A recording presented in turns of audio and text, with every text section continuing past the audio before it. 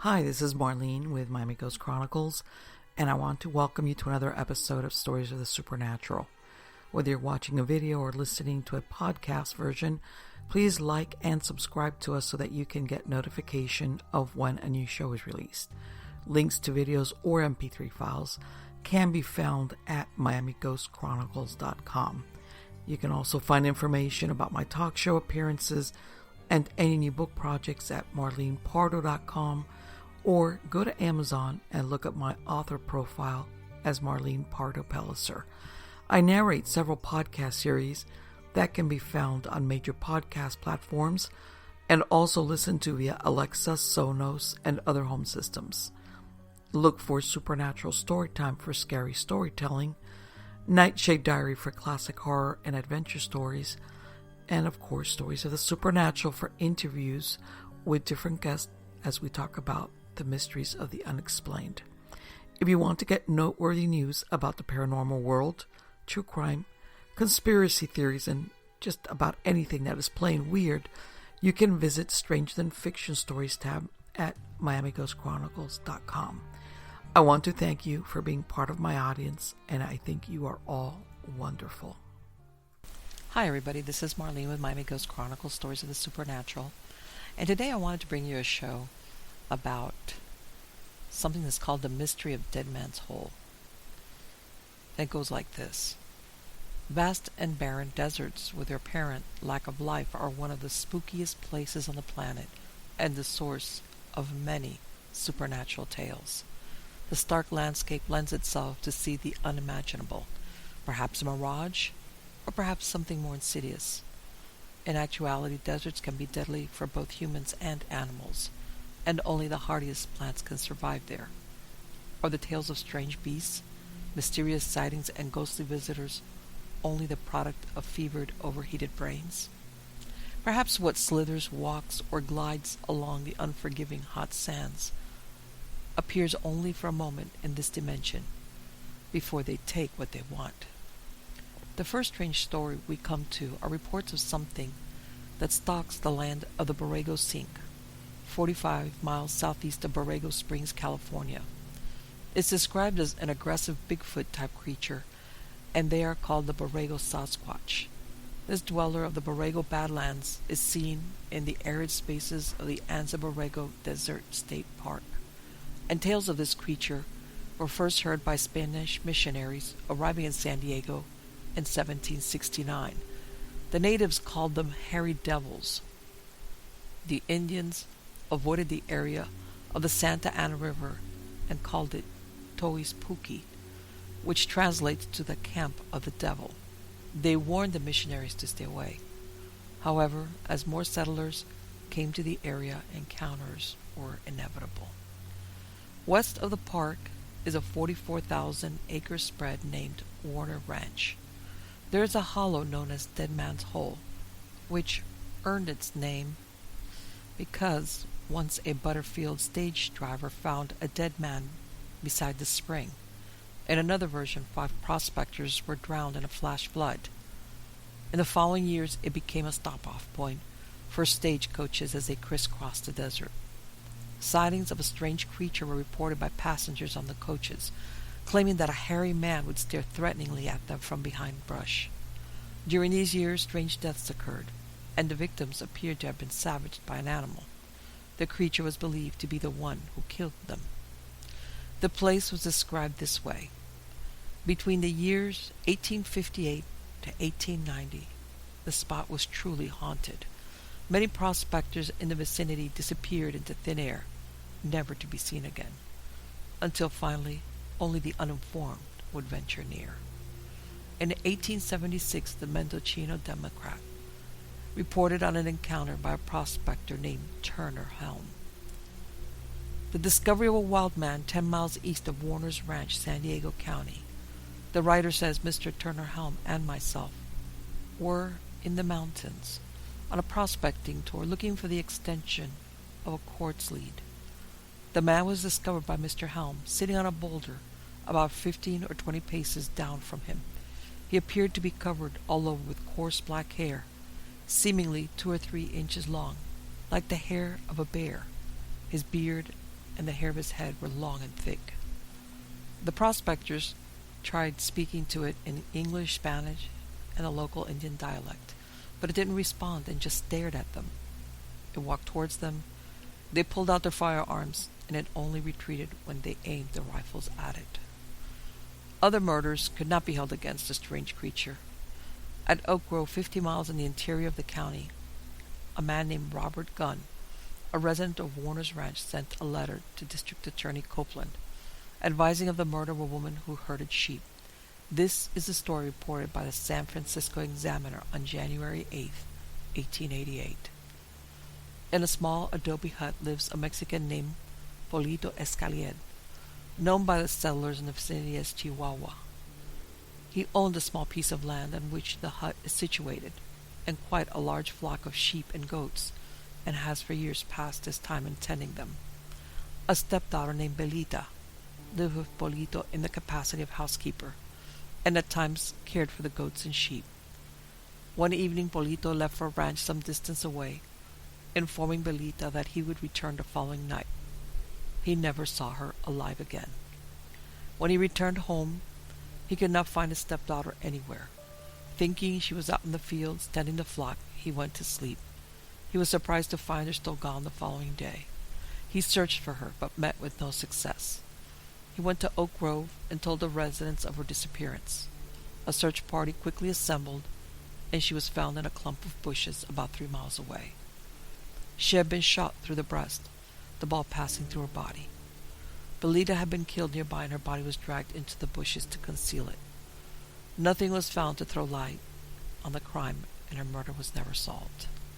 The summer before, a man named William Blair was killed in the area, and the murder was never solved as well.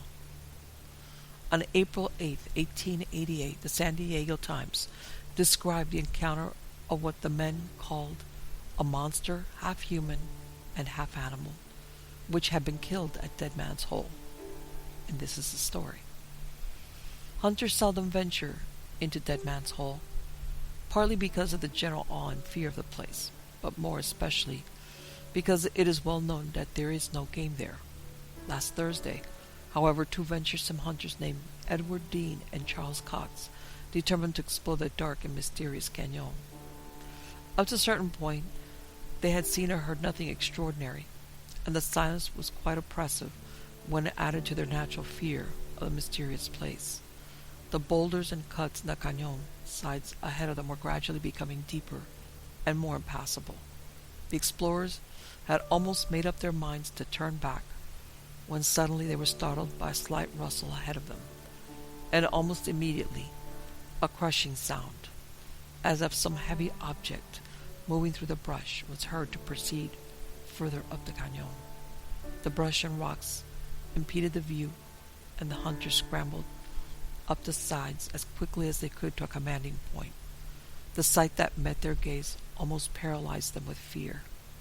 An immense, unwieldy animal that from a rear view resembled a bear was making rapid strides through the narrow defile. Its legs were long, and they were used with such ease and facility in climbing over the rocks and logs that on second thought the animal appeared more like an immense gorilla. Its hair was dark brown, and it was at least 6 feet in height. The front legs, from their use, resembled arms, and the beast moved almost upright, like a man or monkey. Its body was quite round and covered with extremely long hair, much unlike the hair of any animal. The hind legs, or feet, from the knees down, were the most peculiar features about the strange being. They were extremely broad and long, and the insides of them, upon which the animal walked, were entirely bare of hair. Every time it made a move, it exposed to view the bottom of its immense paws. Except for the hair, the arms and hands of the beast greatly resembled those of a human being. The body was large and round and entirely devoid of a tail. As soon as the hunters recovered from their surprise, they began to follow the beast. It had no difficulty in moving along, and was making rapid headway up the canyon. To call its attention and arrest its progress, Cox suddenly fired a pistol shot in the air. At the report, the beast stopped and turned its face towards its pursuers. It was now about 20 yards distant. In full view and terror, was added to the surprise of the adventurers. They saw before them a human countenance. The animal turned almost instantly and resumed its flight up the canyon. The hunters were now more eager than ever in their pursuit. At last, the beast suddenly disappeared in a narrow, obscure cut, full of brush and fallen trees and immense boulders. The next moment it was seen scrambling towards a small opening in the rocky mountainside. At that instant, Cox, who was a wonderful shot with a rifle, brought his weapon to his shoulder and fired. With a cry like that of a human being, the beast instantly fell in a hideous heap across a boulder that it was in the act of scaling. Slowly and with much trepidation, the hunters made their way to the prostrate object. It proved to be dead, shot through the breast. The face was exposed to view as it lay on its side on the rock. The features were unmistakably human in character. The hairs on the face were few and black, and on the head it was long and jet black. The skin of the face was very dark and wrinkled. The teeth, which were partially exposed by the position of the mouth, were plainly those of a carnivorous animal. They were longer than those of a human being. This was the only feature about the face and head that did not exactly resemble the characteristics of a human. Perhaps the most singular point about the strange creature was the disproportion between its head and body. The former was not larger than that of an ordinary man, and yet the body would weigh 400 pounds. The long muscular arms were provided with a pair of hands almost exactly like those of a man. There were 5 fingers on each hand. The outside of the fingers were covered with hair, but on the inside was bare and white and thickly calloused in places. The feet, if such they could be called, were entirely unlike anything the hunters had ever seen. They were 2 feet long and 8 inches broad, and covered on the bottom with a hard substance like that of a dog. The being was of the male sex. It was evidently a cross between a human and some carnivorous animal. Such monstrosities, anthropologists say, are often born into the world, and many of them are mentioned in natural history. After an examination of the body, the hunters began an exploration of the opening toward which the animal was making its way. The entrance was under a large rock. The explorers advanced with caution, for fear of meeting a mate of the brute. A large apartment was found not more than 10 feet from the outside. It had evidently been dug out of the hard earth by hand. In the dim light, it could be seen that the room was empty. Cox struck a match, and by its blaze, all the mysteries surrounding the murders in Deadman's Hole were revealed. In one corner was a pile of bones, among which were portions of human skeletons. 5 human skulls were lying together. The half-man and half-beast was evidently also a semi-cannibal. On the floor, in the middle of the cave, were the half-devoured remains of a goat. In another corner of the room was a pile of leaves and weeds which the animal used as a bed.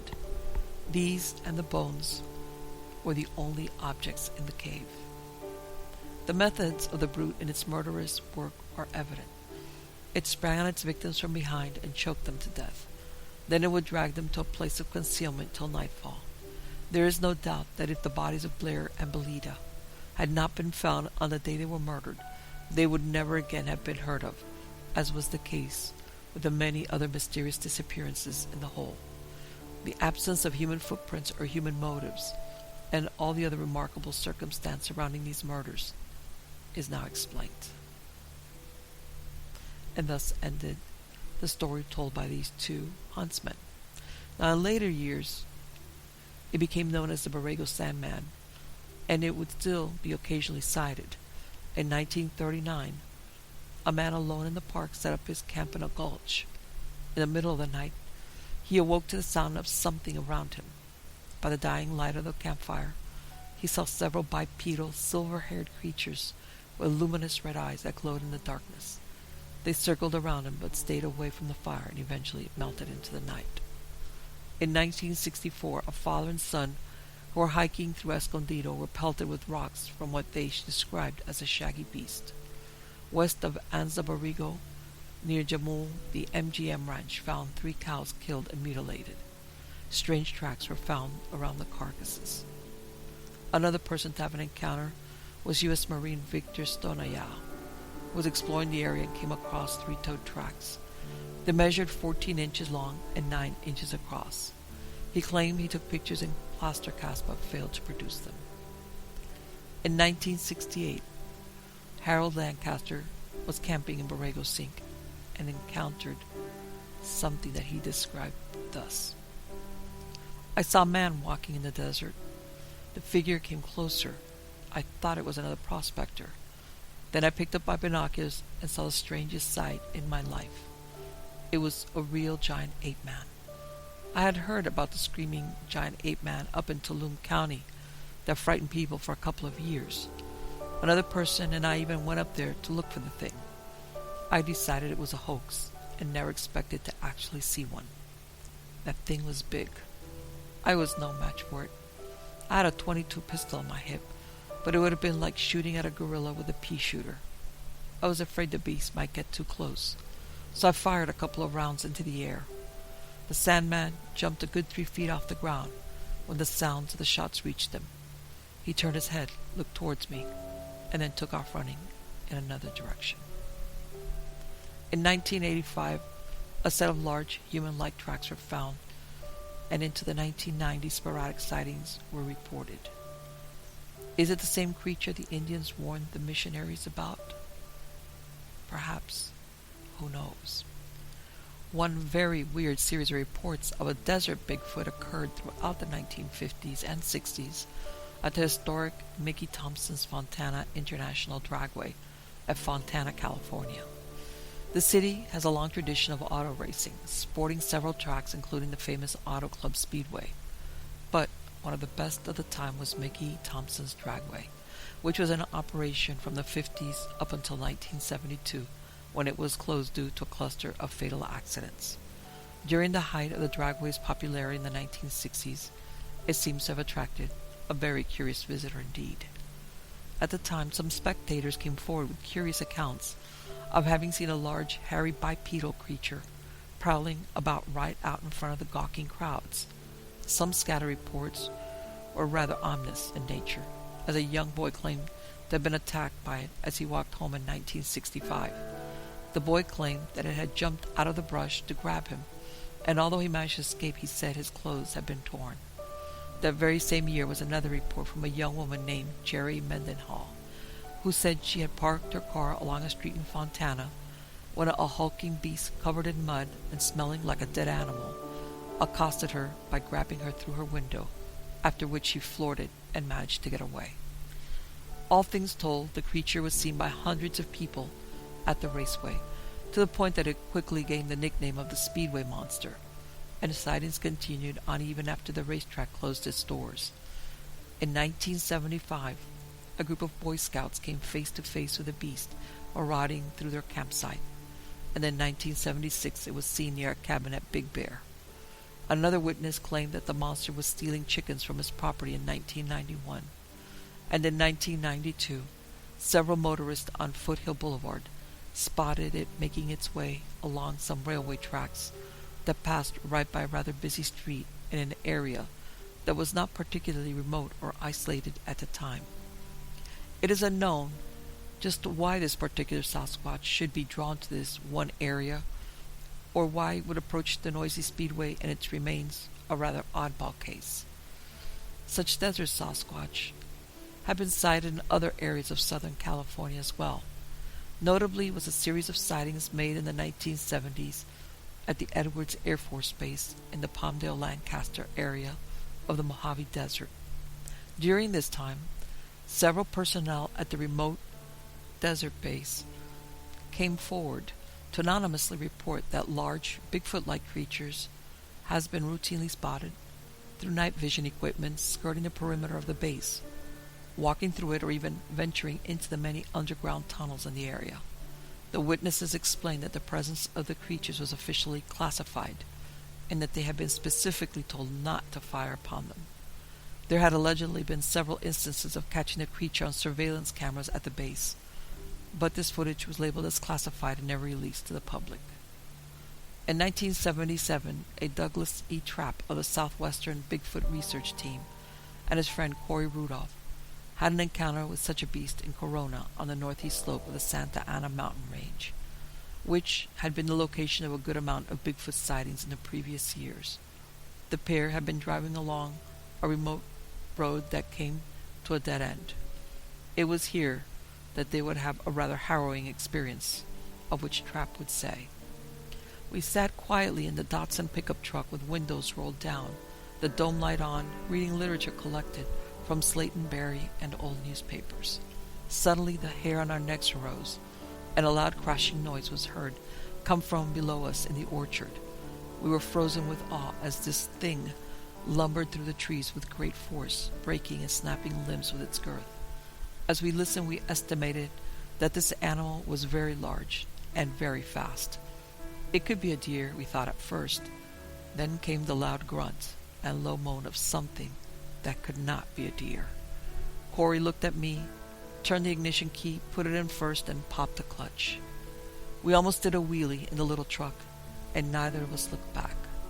The reports we had read indicated that this previously seen monster might be dangerous and aggressive. It had, on more than one occasion, approached necking teenagers and rocked their vehicles. Neither of us were willing to let this thing rock our truck. The fear was real, almost instinctive, like there was some sort of inherent warning. The reports we read had never mentioned similar feelings by prior witnesses. We never returned to the site, but continued to engross ourselves with investigating Sasquatch reports throughout Southern California. Another strange case, involving some sort of humanoid creature, comes from the deserts of the Mexican state of Chihuahua. At the end of 1989 and the beginning of 1990, a group of teenagers were on a mission to explore the caves of a place called Cerro Pajarito, when they came across something that would haunt them for the rest of their lives. As the group was exploring one of the caves, they came upon the discovery of a dead deer and a doe that were freshly killed and exhibited 3 odd perforations on their necks that formed a triangular pattern. In the surrounding area, there were footprints that looked like those of a puma, but it soon became apparent that no puma had done this. The group suddenly heard blood-curdling squealing sounds, and the air became pervaded by a stench described as smelling like burning wood. The terrified group of teenagers looked and saw a hunched-over humanoid figure crouched upon a rock outcropping about 15 meters away from them. The creature apparently started bounding towards them, and one of the group emptied his pistol at it, although the bullet seemed to have no effect. As the panicked group turned tail and ran for dear life, they reported passing yet another humanoid creature, was described as being metallic green in color and standing only 80 centimeters high. Killer Sasquatch and weird humanoid entities running amok are not the only mystery animals said to terrorize the world's deserts. Moving across the world to the Sahara Desert, we find bizarre stories of giant desert snakes prowling the wasteland and the desert's northern reaches. Desert nomads of the areas have long spoken of enormous monstrous serpents up to 4 meters long, known to the locals as Dragway, which are said to be venomous and capable of devouring goats, sheep, and even camel. In the 1950s, nomads reported a large number of incidents involving the giant snakes and appealed to colonial authorities for help. A French army detachment was allegedly sent out into the desert sands near a place called Beni Unif in an effort to track down the beasts. According to the reports, the French contingent came across a snake that was 20 meters long, so large that it required machine gun fire to kill. The skin was allegedly kept but was later lost. This is not the only reported skin of the creatures to have been found. In the same area, a local man allegedly shot and killed a snake measuring around 15 feet long that had horns and a crest of hair on its head. The bizarre creature's skin was apparently exhibited for a while before it was purchased by a private collector for a reported 45,000 francs and has not been seen since. The giant mystery snakes were seen again in 1967 when a bulldozer operator by the name of Hamza Rahmani was working on the construction of a dam in Morocco and spotted a 9-meter-long snake with a mane of hair on its head that was rather oddly eating engine grease. The startled bulldozer driver alleged that he rammed the thing with a bulldozer blade and killed it. The construction site was apparently a popular haunt for the creatures, because several more were subsequently seen in the vicinity. A 10-meter-long snake with horns that was seen in 1968, and another 15-meter-long one spotted in 1969. It is not known what happened to the body of the serpent allegedly killed by Romani.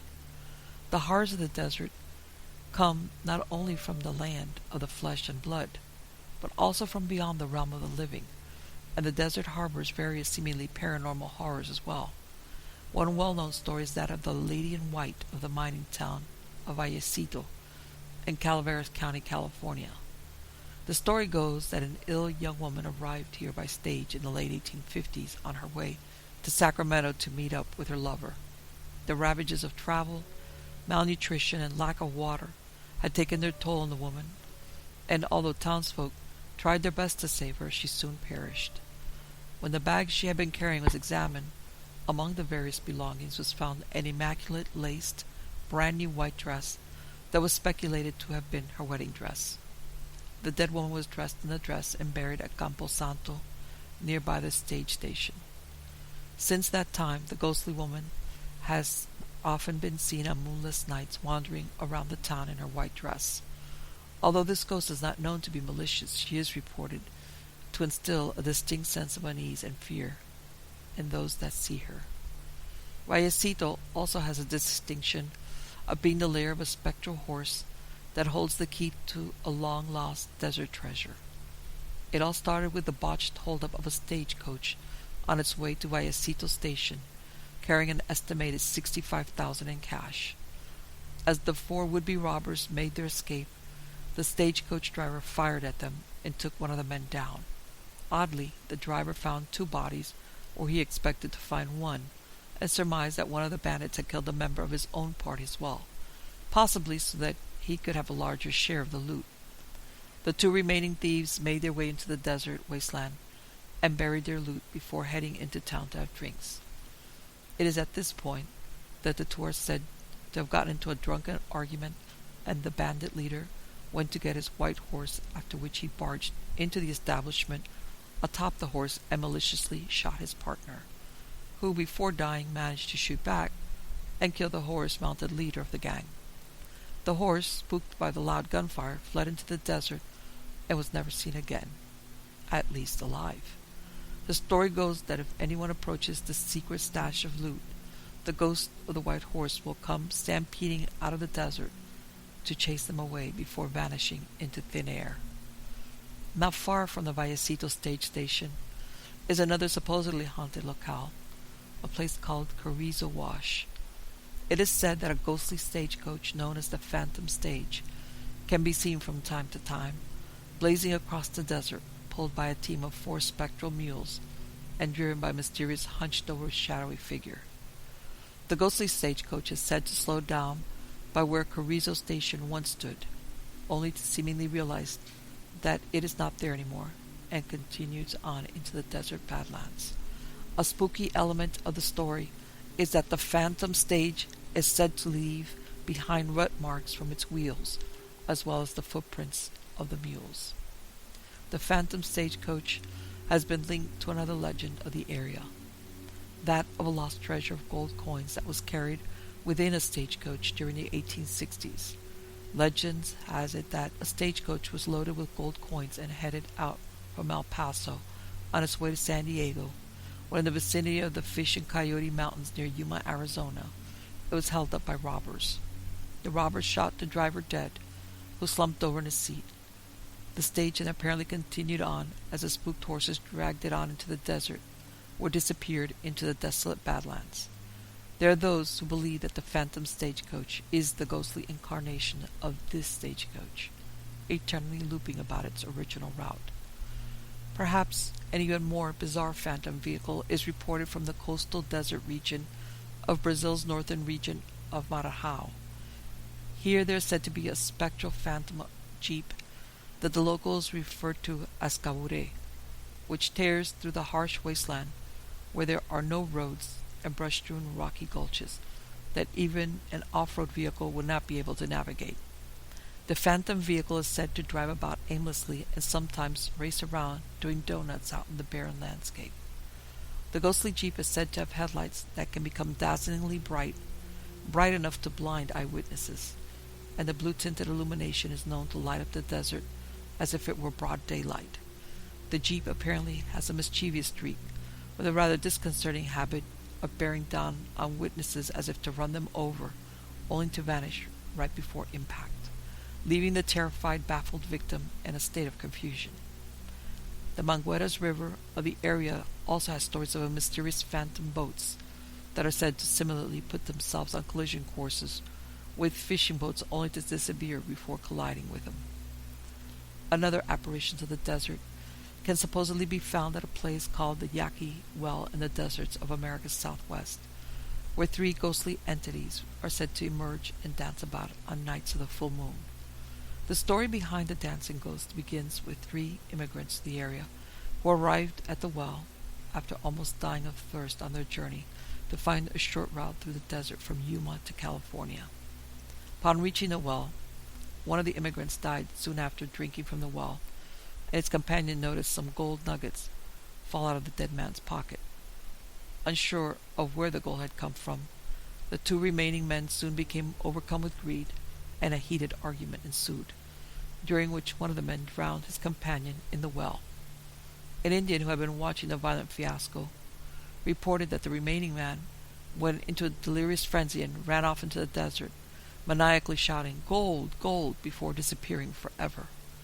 It is said that on hot summer nights of a full moon, one of the dead men rises from the muddy waters of the well, another appears from the surrounding brush, and the others arrive on a cool breeze from the desert, after which they join hands and cavort around the well before disappearing, leaving the area much chillier than its surroundings.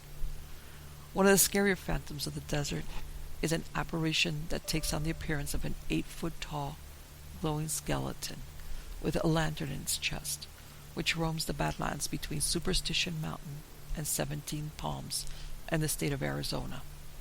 This rather frightening and monstrous specter was reportedly first seen way back in the 1800s by a prospector rather appropriately named Charlie Arizona. Arizona was settling down his camp for the night when he heard his burros acting up on the edge of the camp. When the prospector went to investigate, he reportedly saw a huge skeleton 8 feet tall with a lantern glowing through its ribcage shambling about the desert. The sinister apparition was described as seemingly looking for something out among the scrub brush, which it did for some time before wandering off over a ridge.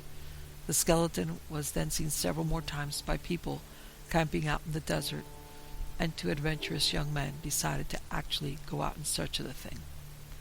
After spending 3 nights in the desert looking for it, the glowing ghost skeleton finally appeared out in the desert, wandering around aimlessly, at first making itself known as merely a bobbing, inexplicable light, but clearly a specter on closer inspection.